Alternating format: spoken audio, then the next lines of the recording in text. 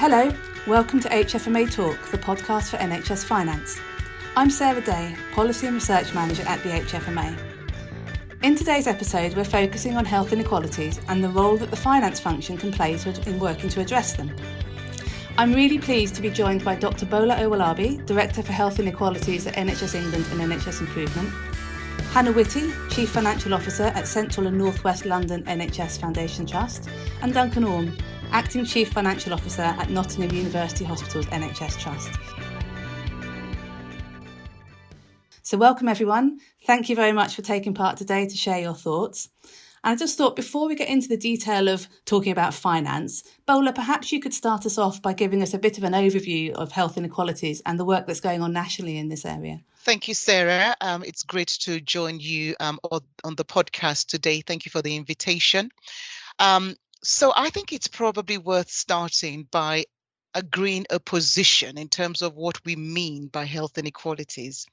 And I find the King's Fund's definition most useful, particularly because it conveys a sense of hope and it conveys the powerful fact that health inequalities are not inevitable. So the King's Fund defines health inequalities as avoidable and unfair differences in health outcomes within and between different groups and communities. And I think that definition is a great place to start. And so building on that then, we've set out a clear vision as NHS England and Improvement in tackling health inequalities. And it's a vision that has its power in the fact that it's been co-produced with loads and loads of people right across the country. And the vision is exceptional quality healthcare for all. That includes people at the margins of our communities. And it's by ensuring three things: equitable access, excellent experience, and optimal outcomes. And of course, those three things are a direct function of the NHS as a commissioner and provider of services. And that equitable access, excellent experience, optimal outcomes is in our purview as an organization, including our finance functions. So I look forward to the conversation today. Thank you, Bola. That was really helpful. It would be useful to bring in our finance colleagues now, and perhaps we'll start with Duncan. Why are you interested in health inequalities? As a Chief Financial Officer, what's driving you to be involved with this conversation? Well, to be honest, Sarah, I think my first introduction to this was hearing Bola.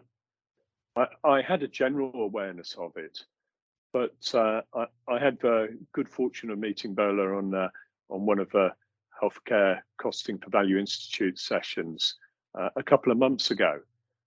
And that conversation really took me from being a concerned citizen to actually applying some of my professionalism to this. And I started taking a look around at what Bola had educated me a bit on. And I started speaking to my colleagues in finance and importantly in the health analyst community. And I found there were basically two responses. The first response, which came from almost everyone, was we've not done sufficient in this. We don't know enough about the baseline. We're not measuring this well enough. And because we're not measuring it well enough, we don't properly understand it. And because we don't properly understand it, we're not acting to do something about this inequality that I think so many people can just see with their own eyes. And then I dug a bit deeper and I found one or two experts.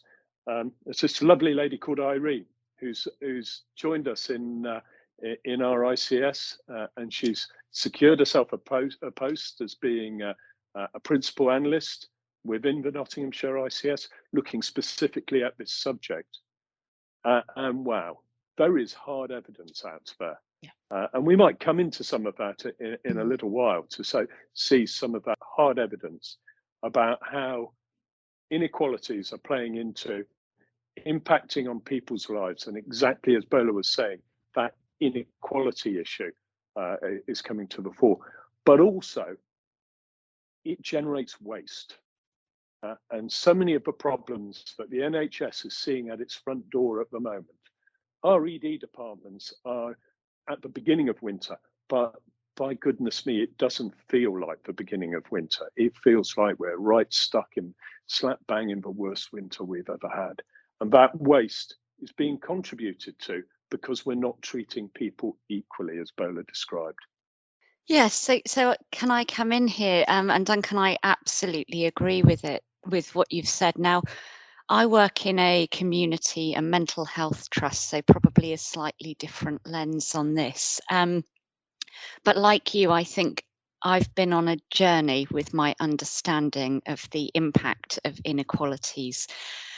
And if I look at the question about why, as a chief finance officer, would I be interested in this, I think I could give you the finance perspective that says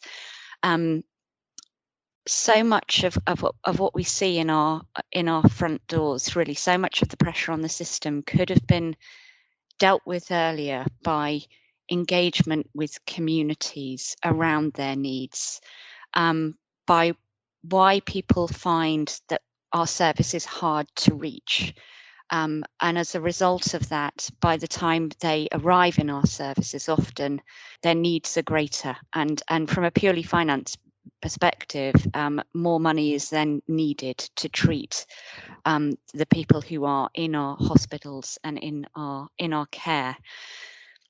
But I think particularly working in a community and mental health trust, and one that's been involved with the Grenfell community and the Brent community over COVID, where we have specific neighbourhoods where disproportionate people, or disproportionate amounts of people, were suffering from COVID and dying from COVID at the start of the pandemic.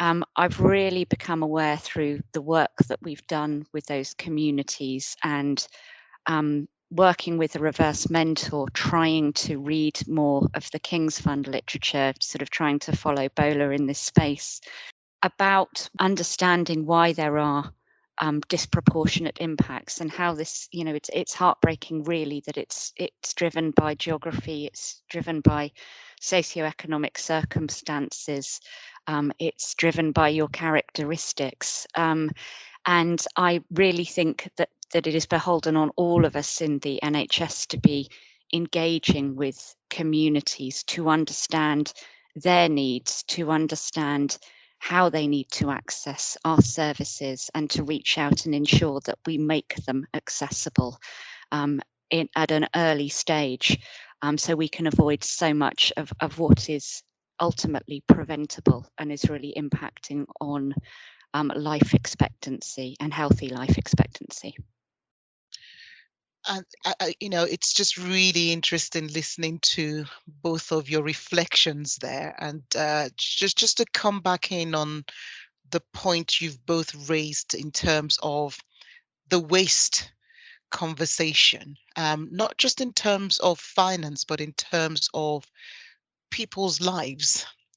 And I reflect on the British Red Cross report that was published last week, showing that 1% of the population is accounting for 29% of our ambulance conveyances, 26% of our emergency admissions, 16% of our A&E attendances, 1% of the population. And if you disaggregate that 1%, it's made up in the main of the 20% most deprived communities. And so it's not only an ethical and a moral argument, there is a productivity conversation in there as well. Because as you've said, with the ambulances queuing up at the front of our hospitals, I think that discovery, that pressure, a substantial proportion of it is attributable to a tiny sliver of the wider population. I think if we're not convinced on a moral or ethical basis, surely that data that I've just shared is compelling enough from a productivity point of view to make some inroads in this space? Certainly.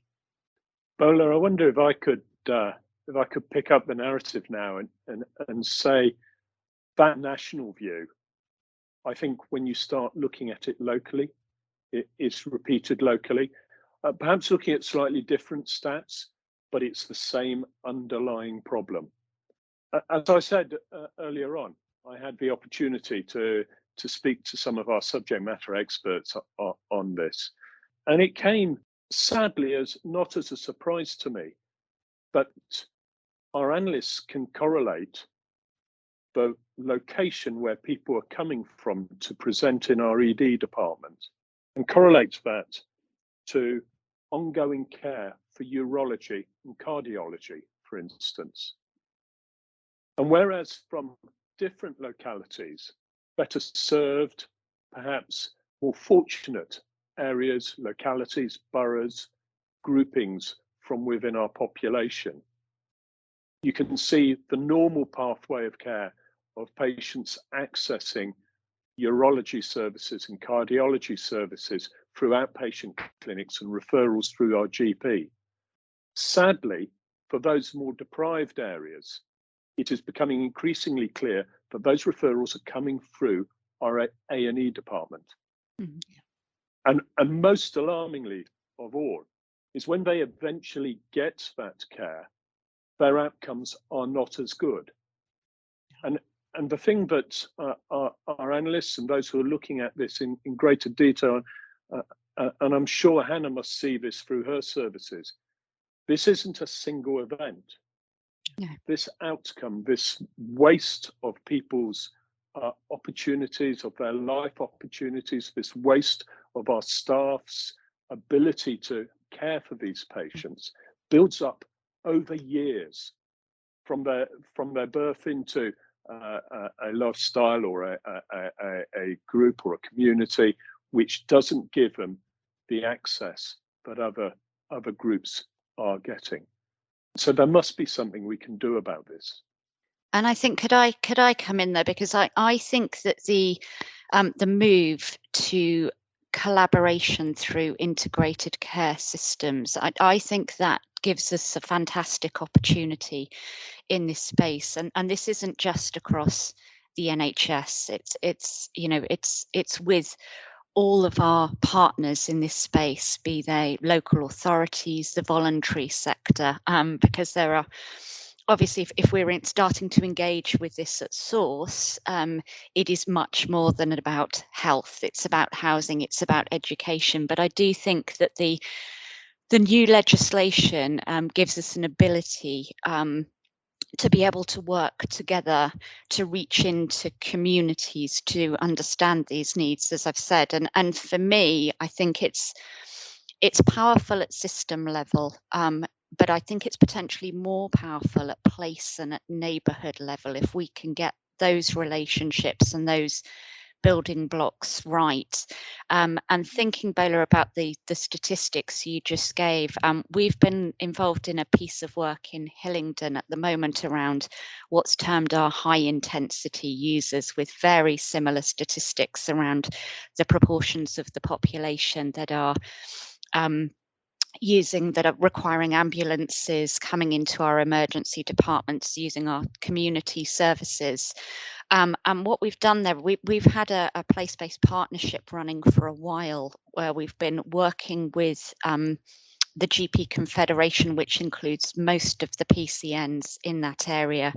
We've been working with the voluntary sector, we've been working with the local authority, and collectively we've pooled our resources to invest in care coordinators and people to work more directly with these very high need users and patients, to look at all the points that they're accessing care and whether we can put something better, whether we can wrap a better care package around them in order to meet their needs. And what we've seen from that, it's for a cost of around 130,000 a year, which we do share across the partnership, we have seen a 43% reduction in A&E attendances and a 62% reduction in hospital admissions. It's really quite a powerful piece of work for me, and it does require a lot of time and a lot of energy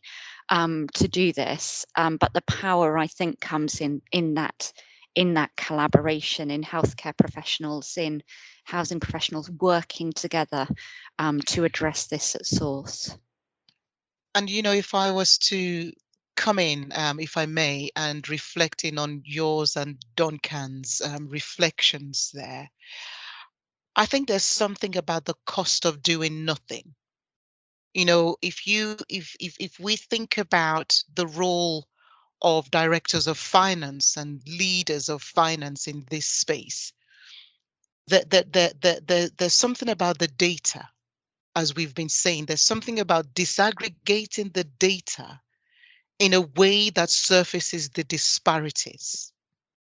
And it's when we've done that first step, then there is something about understanding value from the point of view of the customer, which is the first principle in quality improvement.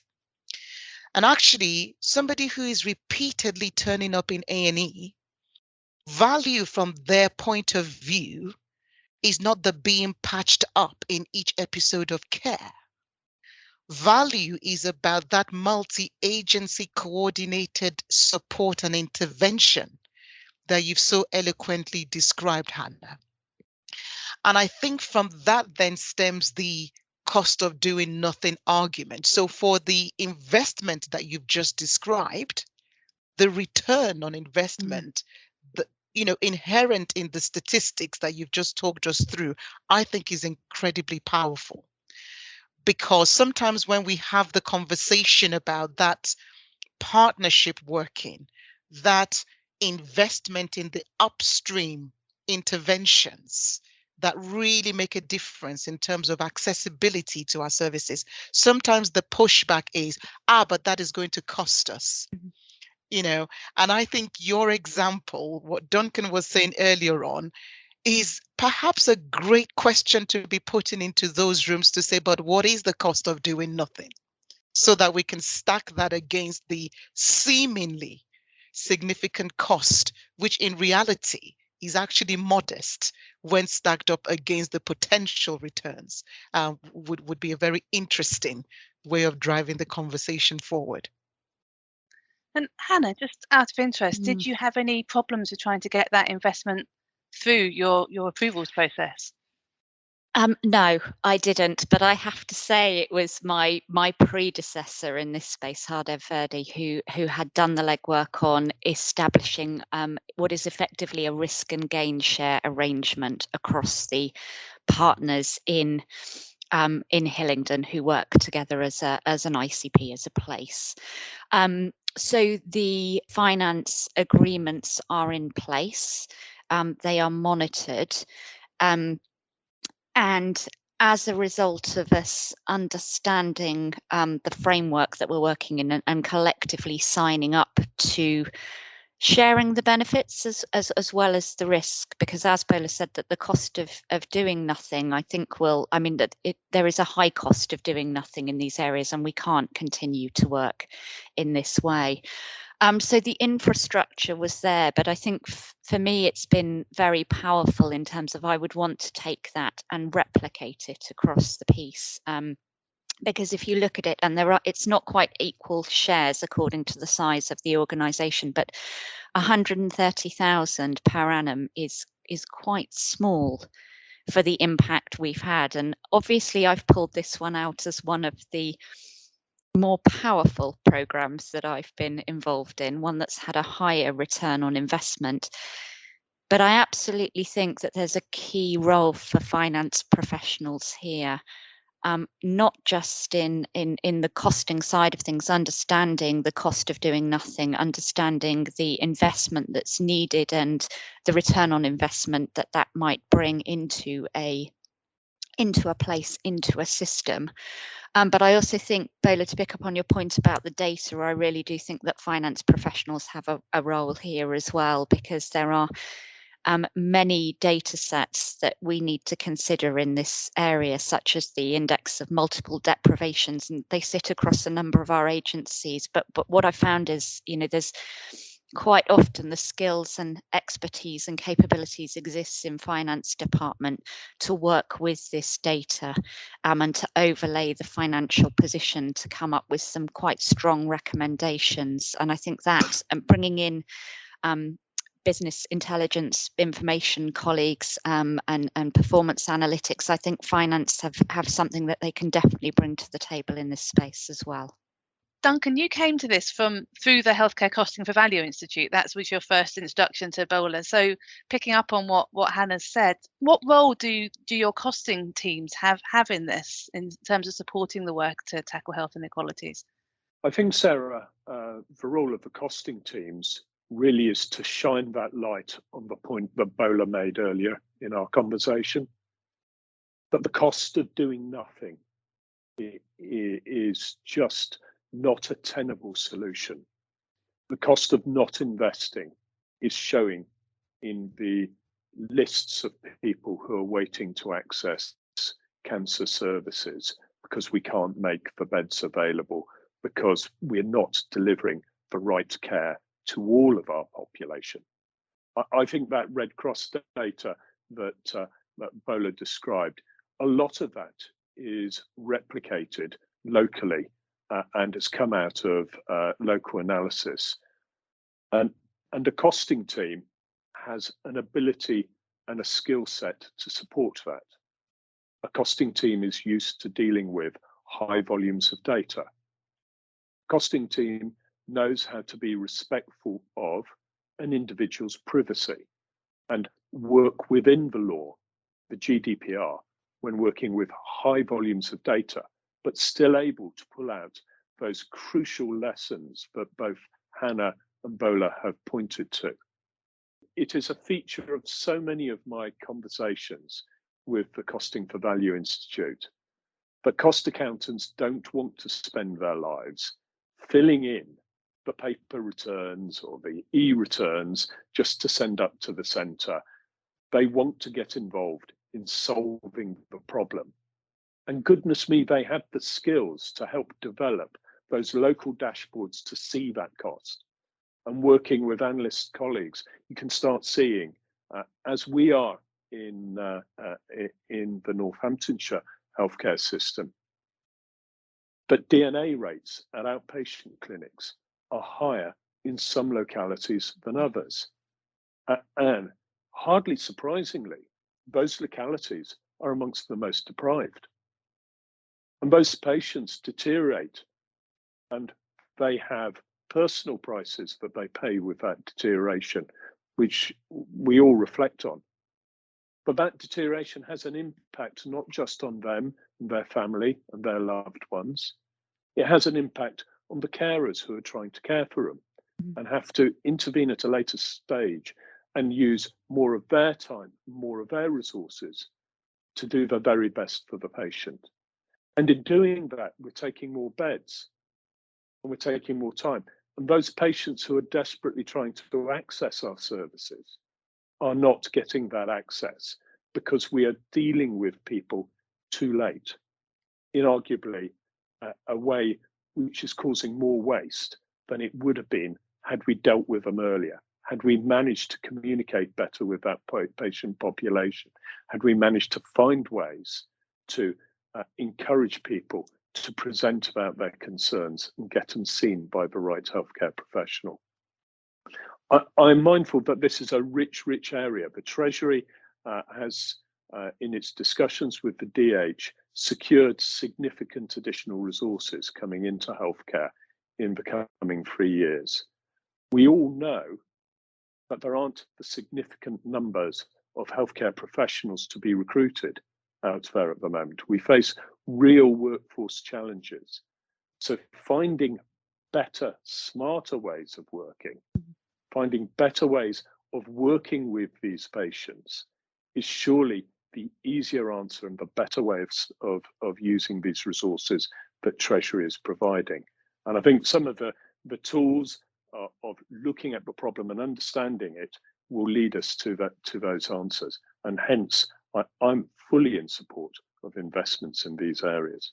When you talked about the intervention at a later point in the pathway, I was just reflecting on the fact that at the moment, 24% of the cancers being diagnosed at stage 4, which is advanced stage, is in people in the 20% most deprived communities. So it costs the system because it's a late diagnosis. And so you need to bring out bigger, far more expensive interventions at that point, with less likelihood of success from a personal cost point of view. And so there is a question that says, why are we seeing 24% of stage 4 cancer diagnosis in our 20% most deprived communities? What is happening further upstream that means people are turning up so late in the day? And I think if there are a number of other, data points to think about. If from a treatment cost, the treatment cost of those late presentations and those late diagnoses, we know it's in the order of around £5 billion of increased NHS cost. And then if you think about the productivity losses, you're talking in the order of 31 to 33 billion pounds because of the loss due to illness, ill health that is directly related to health inequalities. And some of the data tells us that the reduced tax revenue and the higher welfare payment is around 20 to 32 billion pounds. You kind of look at these numbers and they're huge, but actually the common theme running under all of them is this: that people from the most deprived areas have a lower life expectancy compared to those in the more affluent areas. But actually, they spend 19.6 years, nearly 20 years extra in ill health. That's the healthy life expectancy gap between the least and the most deprived.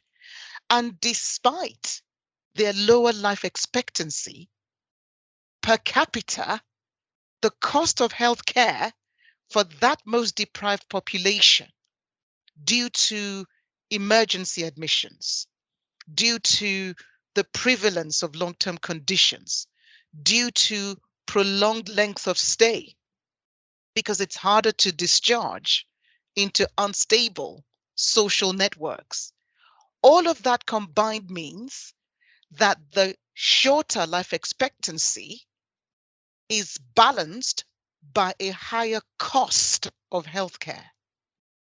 And I just like to bring these, into the conversation for those for whom the numbers are important. And of course, for finance leads, numbers are important. And that's why I deliberately take time to talk through those data for colleagues who would be listening to this podcast to see the rationale in what you've just said there, Duncan, about, but also to see the benefit of the powerful example you gave, Hannah, about that risk and gain share arrangement across a system, so that it's not the business or the problem of an individual provider, but actually we make the most of the integrated care system and the opportunities inherent within that. Would be my reflections. May I just bring that point to a bit of a fulcrum point that I think Hannah was alighting on earlier on. You are describing, I think, most effectively for us here, that individuals in these deprived parts of our society, health deprived parts of our society, begin a journey of poor healthcare at an early age. And that whilst there are clear examples in the acute sector, Hannah, of the cost of that popping out. The opportunity to solve this isn't just about ringing up the patient and trying to make sure they don't have their DNA. It's so much earlier in the services that you lead the financial governance for. It's the acute services pick up the cost of this. And I think this ICS view, this system view, needs to really come to a fore here, so we can start looking at that. I'd absolutely agree, and I think there's a bit of a question for Bola in here, because in our learning in CNWL is that we have to focus on why these communities aren't accessing our services at every level. And in order to understand that, we need to be prepared to engage directly in the conversation with them. We've found in CNWL that can be quite powerful if you can identify influential figures in the local community, be they faith leaders, elders, but understanding the community and understanding who those respected figures are, and approaching them to do some shoulder to shoulder work, or listening when they reach out to us in some cases and say, as they did in Church End in Brent, we need help in this community. And it's going in, I think, with some humility and listening, and then redesigning the offer, redesigning the services that sit at that neighbourhood level. Duncan, I think there is a definite role for acutes in here, but if we're going to get this right, my personal view is that it's at neighbourhood and place. And we need to understand why people aren't accessing our services, which, you know, in some cases there is a fear of institutions, and we need to address this directly in collaboration with all parts of the system that can have an influence, that can mobilize around this. And it's through that engagement that we will, I think, perhaps start to see some of the horrendous figures that you relayed, Bola, will start to have an impact on some of that. But I'd be really interested in your views there, because it feels like we're at the foothills of a mountain here.